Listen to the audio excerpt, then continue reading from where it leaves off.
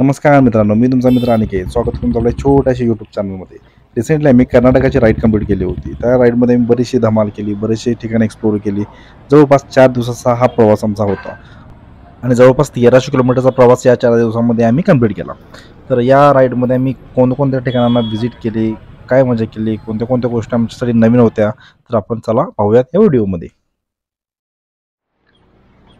तर कर्नाटकमध्ये पोहोचल्यानंतर आम्ही एक छोटासा पेट्रोलसाठी स्टॉप घेतला. त्यानंतर तिथे चहा पाणी झालं. हे आहे आपले सर्जा राजाची जोडी, यांच्यावरती पूर्ण राईडची जबाबदारी होती. चहा पाणी झाल्यानंतर आम्ही निघालो पूर्णपणे हुबळीकडे. आणि हुबळीकडे जात असताना बरेचसे डायव्हर्जन सांभाळायचे होते, कारण की काम चालू होतं. या राईडचा प्लॅन पूर्णपणे नचिकेत आणि अण्णा या दोघांनी मिळून केला होता. आणि त्यामुळे मला फक्त कर्नाटकात चालू राईडला एवढंच माहीत होतं, आणि कुठे जायचं काय करायचं हे फक्त दोघांनाच माहीत होतं. त्यामुळे त्यांनी चल म्हटलं की चालायचं, थांब म्हटलं की थांबायचं, असा सगळा विषय यामध्ये होता. त्यानंतर मग थोडंसं पुढे गेल्यानंतर एक स्टॉप घ्यायचं परत ठरलं. आणि मग एका ठिकाणी थांबलो आम्ही, स्टॉप घेतला. स्टॉप घेतल्यानंतर थोडं पाणी वगैरे पिऊन झालं. त्यानंतर काही डिस्कशन वगैरे चालू होतं की थांबायचं कुठे, ब्रेकफास्ट वगैरे कुठे करायचा. कर्नाटकात पोहोचल्यानंतर हा आमचा एक दुसरा स्टॉप होता, जो की हत्तरगी टोल नाक्याच्या पुढे होता. हे आपले रायडर्स, त्याच्यामध्ये बरेचसे रायडर्स हे नवीन होते, त्यात मी पण होतो. हा बघा आपला शुभम, हा विजेता आणि आपले बिल्डर. विजेताकडं आणि अण्णाकडे इंटरकॉम होता, त्यामुळे हे दोघे बोलत येत होते. ब्रेकफास्ट करायचा होता. मग तुझं मत माझं मत असं करत करत आम्ही पोचलो कामतमध्ये. विठ्ठल कामत नाम तसं नाही बघा. हे तर काय हे कन्नडमध्ये होतं सगळं, ते काय वाचा येत नव्हतं.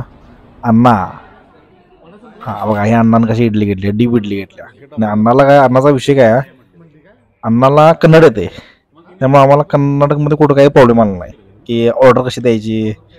बाकीचे लोक कर्नाटकमध्ये काय म्हणत असतील तर ते समजून कसं घ्यायचं किंवा विषय नाही. किंवा आपला विजेता केवढं खायला लागलं रे. आणि ह्यो आहे आपण, खतरनाक इडली होती.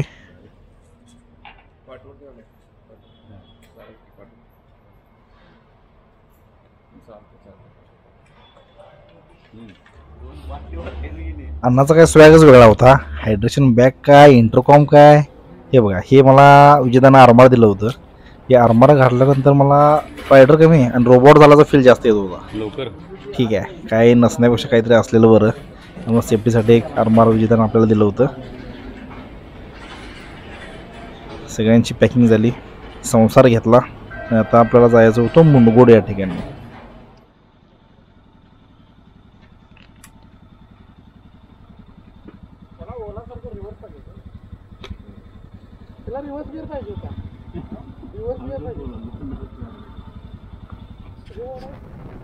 आता आपला NH4चा प्रवास पूर्णपणे संपला होता, कारण की आता आपण जाणार होतो मुंडगोड या ठिकाणी. NH4 आपण सोडला आणि मुंडगोडच्या रस्त्याला आपण लागलो. खतरनाक रस्ता होता, खतरनाक म्हणजे पूर्णपणे जंगलाचा फील होता. रोडवरती कोणत्याही प्रकारची वाहने जास्त नव्हती, त्यामुळे गाड्या नुसते पळवालतीत. आता आपण पोचलो होतो मुंडगोडमध्ये. मुंडगोडमधून आपल्याला जायचं होतं तिबेटियन कॅम्पमध्ये. तिबेटियन कॅम्प म्हणजे तिबेटियन लोकांचं वास्तव्य असलेलं ठिकाण. थोड्याशा प्रवासानंतर आपण तिबेटियन कॅम्पमध्ये पोहोचलो. तिबेटियन कॅम्पमध्ये पोहोचल्यानंतर तिबेटमध्ये आल्याचा फील आपल्याला येत होता.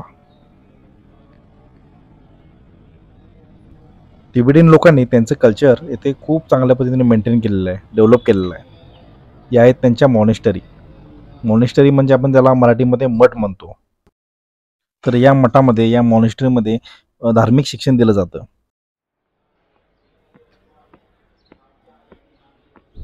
हे आपले दमून थकून गाडी चालवून दमलेले रायडर्स. पाठीम नचिकेत बघा, नचिकेत मोबाईलमध्ये काय तर चॅटिंग करलाय किंवा झोपलायच गे भाऊ. बिल्डर आज जिम सोडून रायडिंगसाठी आली होती चक्क. अण्णानं काहीतरी अंगठा दाखवलाय.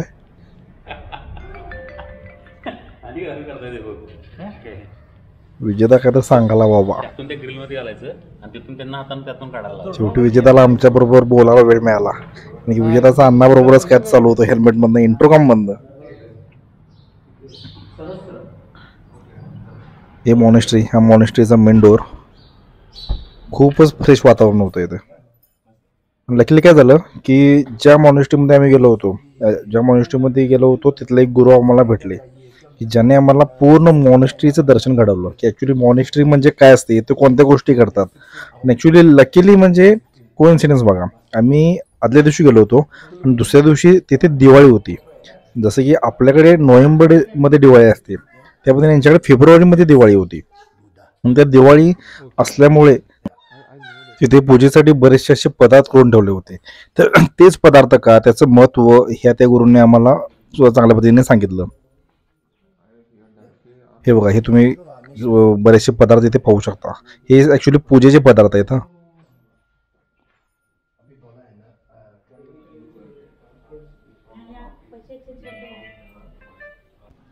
त्याच्यानंतर आम्ही दुसरी मॉनेस्ट्री पाहायला निघालो. सेम त्याच पद्धतीची ही पण मॉनेस्ट्री आहे, पण आकाराने ही मॉनेस्ट्री त्या पहिल्या मॉनेस्ट्रीपेक्षा खूप मोठी आहे.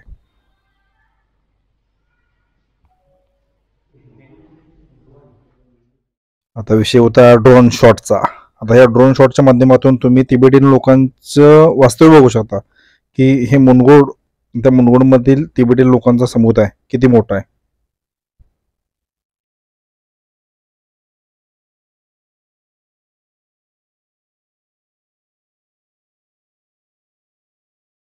ॲक्च्युली आम्हाला पण माहित नव्हतं की हे एवढं मोठं हे तिबेटियन लोकांचा समुदाय आहे इथे.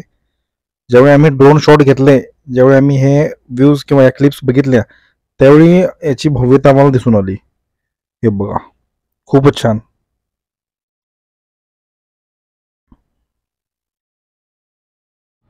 मुनगोडमध्ये आम्ही दुपारचं जेवण करून सिरसीकडे जायला निघालो. सिरसीमध्ये आम्ही श्री मारिकांबा देवी मंदिराला भेट दिली. मंदिरामध्ये पोहोचल्यानंतर आम्ही देवीचे दर्शन घेतले. खूपच सुंदर आणि छान असे मंदिर होते. एकदम मन प्रसन्न झालं. तिथली पॉझिटिव्ह एनर्जी घेतली, तिथला प्रसाद घेतला. मंदिरामध्ये रंगरंगोटी चालू होती, त्यामुळे मंदिराचं जे रूप आहे ते अजूनच खुलून दिसत होतं. या ठिकाणी आम्ही आलो. या ठिकाणी बराच वेळ थांबलो.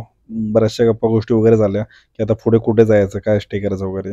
तर आम्ही आजचा जो आमचा स्टे होता पहिल्या दिवसाचा, तो आम्ही करणार होतो गोकर्णमध्ये. शिरशी ते गोकर्ण जवळपास एक 80 किलोमीटरचं अंतर बाकी होतं. आणि शिरशी ते गोकर्ण जात असताना मध्ये एक घाट लागतो, आणि त्या घाटामध्ये काय झालं की विजेताची गाडी थंडरबर्ड चे ब्रेक झाले फेल. मग थोडा वेळ डिस्क जो असतो तो गार होण्याची वाट बघितली आम्ही. ते गार झाल्यानंतर मग परत ब्रेक झाले रिपेअर. मग तिथून आम्ही पोहोचलो डायरेक्ट गोकर्णमध्ये. अण्णाने मस्तपैकी अशी की रूम शोधलेली, बरोबर तिथं 6 बेड होतं. 6 लोकांसाठी 6 बेड. रूममध्ये बऱ्याचशा परत गप्पा गोष्टी झाल्या. हे बघू शकता, हे बघा, हे नचिकेत बाई काहीतरी सांगायला लागल्या अण्णाला. हे होतं हॉटेल जिथे आपण पहिल्या दिवशी स्टे केला होता. त्याच्यानंतर आपण निघालो कोटीतीर्थ तलावाकडे. तिकडे जाताना या गल्ल्या गल्ल्यांपासून असं आपल्याला जावं लागत होतं. तिकडे जात असताना पूर्णपणे साऊथ मूवीमध्ये जे सीन होते त्याची आठवण झाली.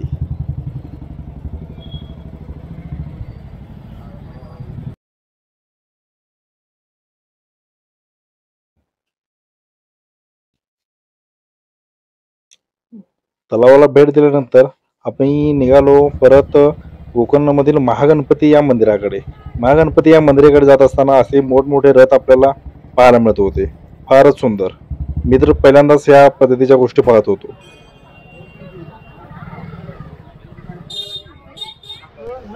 अण्णा बऱ्याच वेळा या ठिकाणी येऊन गेला होता, त्यामुळे त्याने आम्हाला बऱ्याच अशा पौराणिक गोष्टी सांगितल्या.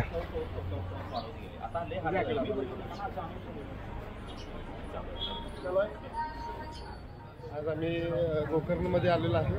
आज आमचा रायडिंगचा दुसरा दिवस आहे आणि टोटल आम्ही 6 जण आलेलो आहे गोकर्णाच्या महादेव मंदिरासाठी आलेलो आहे. आणि आमच्यासोबत आमचे मित्र अनिकेत आहे. यांची आणि माझी पहिलीच राईड आहे. हे आमचे आता रायडिंग कोच आहेत. हे सगळे हे अनुभवी लोक. मेन कोच आहे हे मेन हेड कोच. हे त्यांना फोकस मध्ये घ्या. हे आमचे हेड कोच. त्यांनीच पण आणि आम्ही तिघं जे आहे ते आम्ही तिघं नवीनच आहे आणि हे जुने मेंबर आहे. आम्ही शिकतो. हे म्हणजे यांची डिग्री झाल्या आणि यांची PhD झालेली आहे. आणि आमचे इन्स्ट्रक्शन सगळं नियम अटी सगळे सांगणारे माहिती सांगणारे आणि माहिती असून पण माहिती परत परत विचारणार विचारून आणि परत विचारून सांगणारे मला माहिती आहे.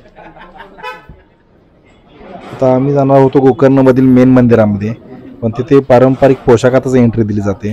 त्यामुळे आम्हाला इथे खरेदी करावी लागणार होती लुंगी. आणि अण्णाला बऱ्याचशा गोष्टी माहीत असल्यामुळे, अण्णाला कन्नड येत असल्यामुळे अण्णानं थोडंफार बार्गेनिंग इथे केलं आणि लुंगी घेतली. तर लुंगी घेतल्यानंतर ती काय मला तर काही नेसायला येत नव्हती, अण्णाला परफेक्ट येत होती. पण अण्णानं सगळ्यांना ट्रेनिंग दिलं तरी पण कोणाला काही जमलं नाही.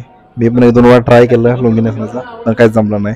परत अण्णाला बोलवलं, बाबा अण्णा ये आणि मला लुंगी बांधून दे. तर अण्णानं एकदम असं साऊथ स्टाईल एक लुंगी बांधून दाखवली.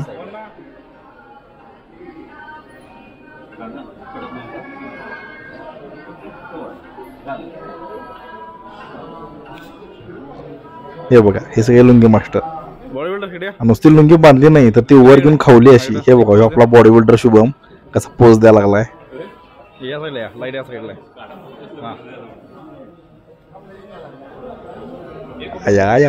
ती बॉडी केल्या भावानं. साईडला नचिकेत लपून बसलाय. हे आपले निलेश सर.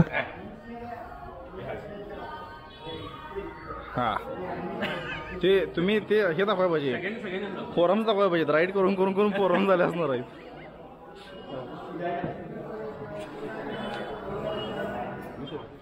मंदिरात दर्शन घेतल्यानंतर थोड्या ठिकाणी आम्ही शॉपिंग केली. त्याच्यानंतर आम्ही गेलो समुद्र किनाऱ्याच्या ठिकाणी. तिथे वेळ थोडा टाइम स्पेंड केल्यानंतर आता प्लॅन होता यान्ना केव्सला जाण्याचा. यान्ना केव्स फक्त अण्णाला माहीत होतं, त्यानेच बघितलं होतं याच्या अगोदर. आणि आम्ही गोकर्णमधून निघालो जवळपास 11-11:30च्या आसपास निघालो आणि चाललो आम्ही यान्ना केव्स या ठिकाणी. यान्ना केव्सला जाताना बरेचसे असे जंगलचा पार्ट होता. जंगलातून बरीचशी गाडी वगैरे चालवली, बरेचसे ऑफ रोड होते, टर्न होते. एक्सपिरियन्स हा खूपच छान होता.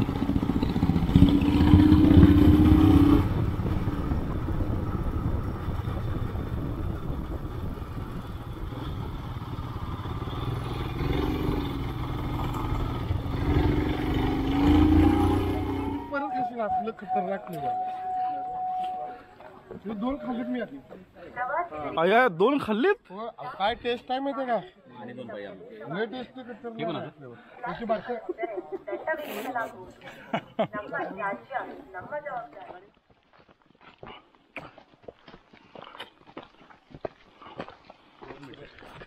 जवळपास पावणे 12 नाही, 11:30च्या आसपास आपण गोकर्णमधून चेकआउट केलं.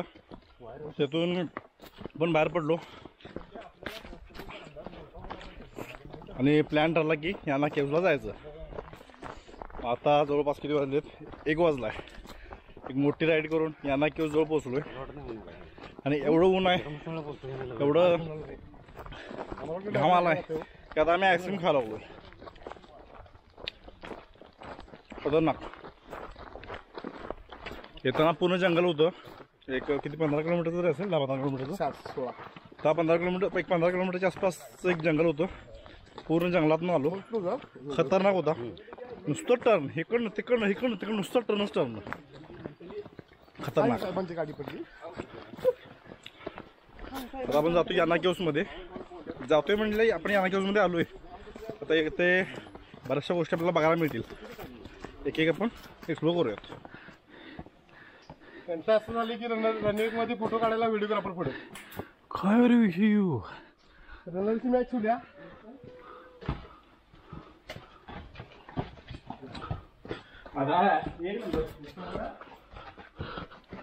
असं करा.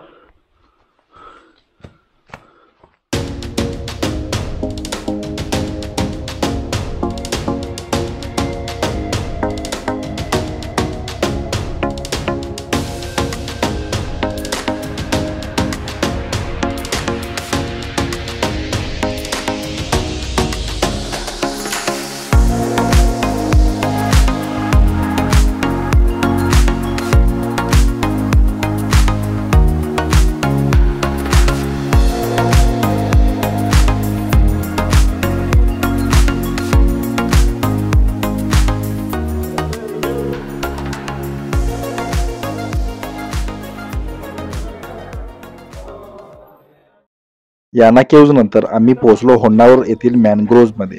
मॅनग्रोव्ह म्हणजे खारफुटी. येथे मस्तपैकी असा लाकडी ब्रिज केला होता. येथे आम्ही थोडा वेळ स्पेंड केला, थोडं एन्जॉय केला. आणि आता आमचा नेक्स्ट प्लॅन होता मुरुडेश्वर. संध्याकाळी आम्ही मुरुडेश्वरला पोहोचलो. मुरुडेश्वरमध्ये पोहोचल्यानंतर तिथील जे आम्ही व्ह्यू पाहिले ते एकदम पाहण्यासारखे होते. त्यामुळे विजेताने काय केलं की पटकन ड्रोन काढला आणि तिथे जाऊन पूर्ण सर्व शूटिंग घेतलं. याच्यामध्ये काय झालं की आदल्या दिवशी आम्हाला नाईटचं पण सगळा व्ह्यू बघायला मिळाला आणि दुसऱ्या दिवशी पहाटे सकाळी आम्ही दर्शन घेणार होतो, त्यामुळे डेचा पण व्ह्यू बघायला मिळाला.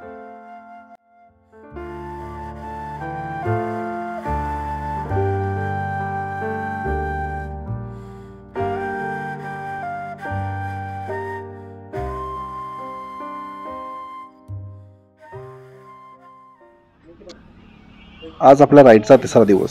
सकाळचे 5:30 वाजलेत आणि सगळे रायडर्स झोपलेत. मी मात्र मस्तपैकी 5:30 वाजता उठून चहा पिऊन मुरुडेश्वरमधल्या गल्ल्यांमधून चालत होतो. मला पहिल्यांदा जायचं होतं बीचवर, कारण की बीचवरून मला बघायचं होतं मंदिर. त्यानंतर बीच वरून मला बघायचा होता सनराईज. पूर्ण अंधार होता, रस्त्यावरती कोण नव्हतं. थोडी भीती वाटत होती, पण ठीक आहे. हे बघा, हे बीचवरती पोहोचलो.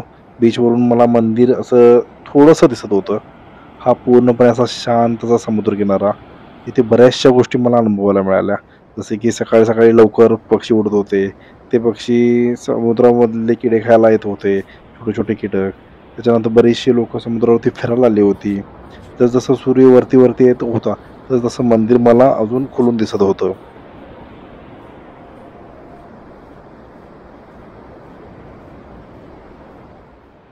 हे पहा, हे छोटे छोटे पक्षी कीटक खायला आलेले आहेत. पण सनराईज काय होत नव्हता. मी गुगलवरती चेक केलं सनराईजचा टाइम, त्याच्यानंतर मला समजलं की मी खूपच खाली आहे. हे बघा, हे मस्तपैकी मंदिर कसं खोलून दिसतंय. त्याच्यानंतर सगळीकडे फिरत असताना काही अशी गोष्टी मला दिसल्या की ज्याचा मी विचार पण करू शकत नाही. हे बघा, ही लोक कशी झोपलेली आहेत. इथे देवाच्या दारात झोपलेले आहेत. पाठीमागे अजून एक गाडी आहे, त्या गाडीवरती पण असाच एक माणूस आहे, तो झोपलेला आहे. या गोष्टी मला बघायच्या होत्या, त्यामुळे मी सकाळी लवकर उठून या गोष्टी अनुभवल्या.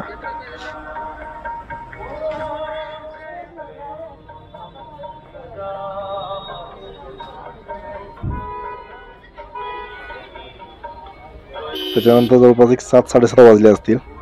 मी चहा शोधत होतो. मग लकीली मला एक कॉफीवाला दिसला. त्या कॉफीवाल्याजवळ मी गेलो. तिथे गेल्यानंतर एक मजा बघा.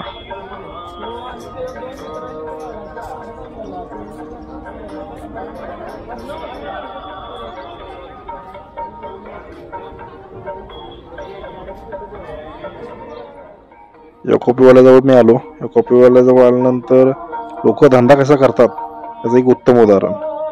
ही छोटीशी पिशवी आहे, त्या छोट्याशा पिशवीमध्ये कप बघा तुम्ही किती आहेत. त्याची सर्व करण्याची स्टाईल फक्त 10 रुपये.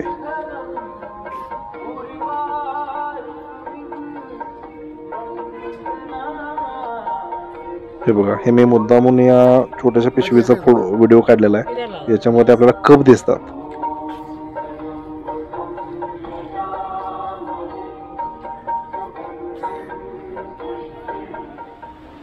त्याच्यानंतर मी समुद्र किनाऱ्यापासून थोडंसं वरच्या साईडला आलो, ज्यातून मला दिसणार होता सनराईज. हा समुद्र किनारा बघा. जसा सनराईज वर वर येत होत होता तशी त्या मंदिराच्या अवतीभोवती गर्दी खूप वाढत होती. हे दृश्य पाहण्यासाठी मी सकाळी लवकर उठून आलो होतो आणि खरंच खूप म्हणजे खूप असं बघण्यासारखं दृश्य होतं. बऱ्याच वेळ मी तिथे थांबलो, बऱ्याचशा गोष्टी बघितल्या. त्याच्यानंतर विजेताला कॉल केला की लवकर ये बाबा, लवकर ये. हे बघा किती सुंदर.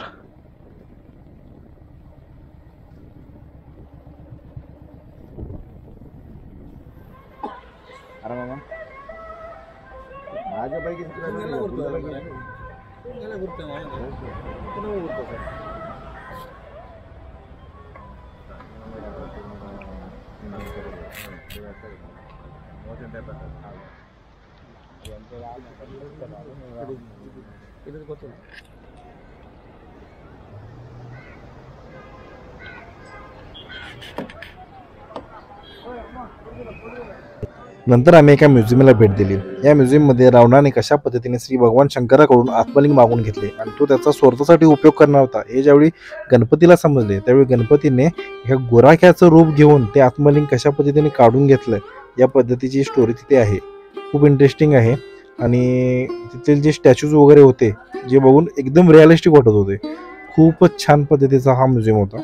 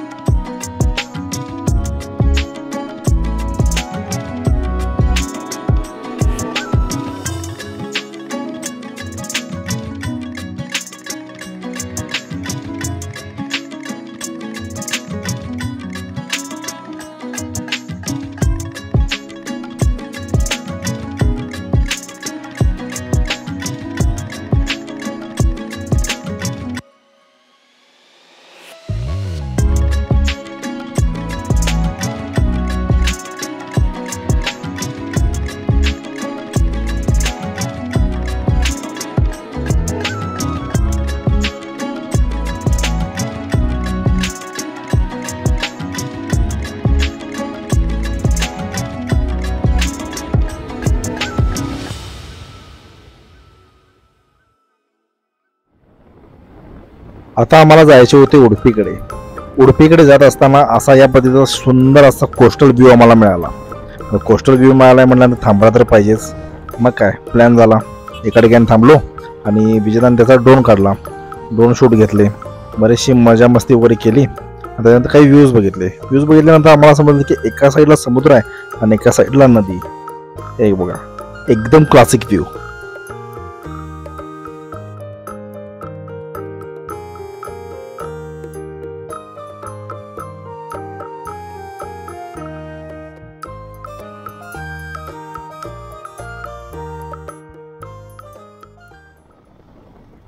आता आम्हाला लवकरात लवकर उडपीमध्ये पोहोचायचे होते कारण अजून बराचसा प्रवास हा बाकी होता. साधारण 1-3च्या आसपास आम्ही उडपीमध्ये पोहोचलो. त्याच्यानंतर श्रीकृष्णाचे दर्शन घेतले. त्याच्यानंतर त्या मंदिरामध्ये काही वेळ घालवला आणि मग ठरलं की आपल्याला जायचं आहे अन्नपूर्णेश्वरी या ठिकाणी कारण की आजचा स्टे हा तिथेच होणार होता. तिकडे जात असताना मध्येच एक छोटासा चर्च लागतो. त्या चर्चला आम्ही व्हिजिट दिली. तिथे मी काही फोटोशूट्स वगैरे केले आणि डायरेक्ट आम्ही पोहोचलो रात्री अन्नपूर्णेश्वरी या मंदिरामध्ये. आजचा स्टे आणि जेवण हे मंदिरामध्येच होतं. दुसऱ्या दिवशी सकाळी उठलो आणि आजचा आमचा 4था दिवस होता. देवाचे दर्शन वगैरे घेतले आणि आता आम्ही जाणार होतो पूर्णपणे श्रृंगेरी या ठिकाणी. श्रृंगेरीकडे जात असताना मध्ये आम्हाला बरेचसे कॉफी प्लांट्स वगैरे लागले. त्या कॉफी प्लांट्सच्या इथे आम्ही थांबून परत काही ड्रोन शूट्स वगैरे घेतले कारण आजचा हा 4था दिवस होता. या दिवशी आम्हाला श्रृंगेरीमध्ये जाऊन देवाचे दर्शन घेऊन डायरेक्ट आम्हाला रिटर्न यायचं होतं कोल्हापूरमध्ये. म्हणजे जवळपास एक 500-550 किलोमीटरचा प्रवास हा एका दिवसामध्ये आज होणार होता. दुपारी 12-12:30च्या आसपास आम्ही श्रृंगेरीमध्ये पोहोचलो. बाईक्स वगैरे पार्क केल्या. आता विषय होता की आपले साहित्य एवढं होतं की ते ठेवायचं कुठे. तर तिथे देवस्थान समितीने बॅग्स वगैरे ठेवण्याची फ्रीमध्ये बॅग्स वगैरे ठेवण्याची सोय केलेली आहे. आमच्या बॅग्स वगैरे आम्ही पूर्ण तिथे ठेवल्या. त्याच्यानंतर गेलो आम्ही मंदिरामध्ये. नंतर आम्ही मंदिराजवळ पोचलो.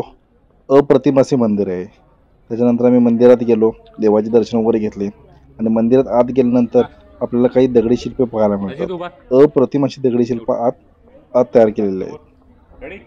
त्याच्यानंतर मग दुपारचं जेवण जे होतं ते मंदिरामध्येच केलं आम्ही. तिथे जेवणाची सोय आहे. तिथे जेवण झालं आणि जवळपास दुपारी आम्ही 3च्या आसपास कोल्हापूरकडे जायला निघालो. तेथून आम्हाला जवळपास 12 वाजले असतील घरी पोचायला. त्याच्यामध्ये की आमचे 2-3 स्टॉप झाले आणि आम्ही घरी बसलो.